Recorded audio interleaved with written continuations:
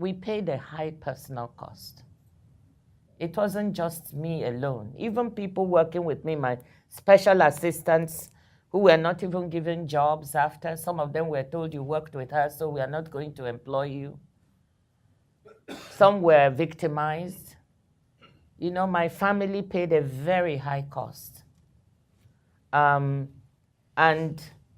therefore, when you're doing that, when your mother at 83 gets kidnapped, and I'll never stop talking about it. I will never, because it was the worst nightmare of my life.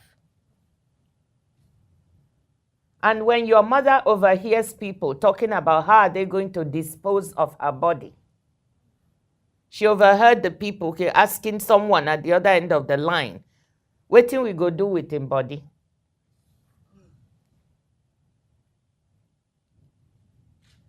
So what were, somebody was giving them instructions on how they should dispose of her body.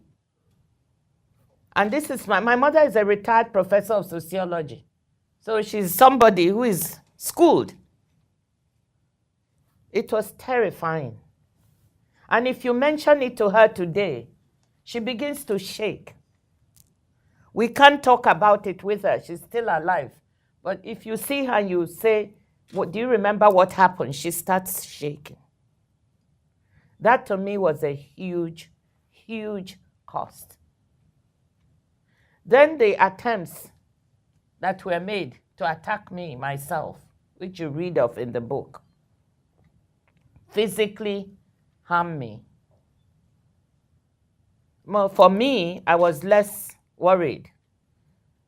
But the thought that my relatives could be attacked at any time was horrible.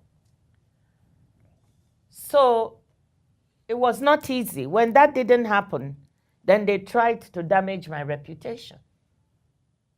And you know what corrupt people do? Some of them hide behind others to do the attacks. But when they have a chance, they try to describe you as themselves. They accuse you of the same thing they are guilty of. And so they did try to do so much extensive reputational damage. You know, I hijacked $1 billion. And I always joke to people, when my husband saw that headline, he asked me why he's still paying a mortgage. Why aren't we on a yacht? You know, where have I kept this money that I've hijacked? And my father actually asked me the same. You know?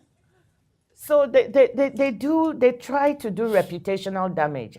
And here is where I have to say thanks to the international community, Sanjay. You asked me, how did you withstand it?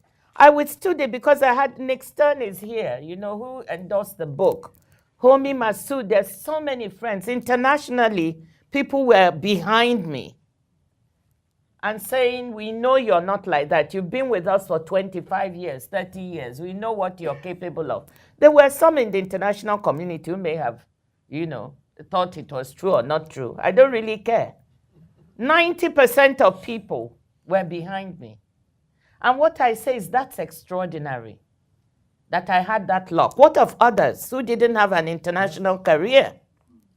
What if I'd not spent 25 years at the World Bank and so many leaders? And you cannot believe, I'm very grateful to many African leaders, presidents who reached out to me to tell me, hang in there, we're behind you.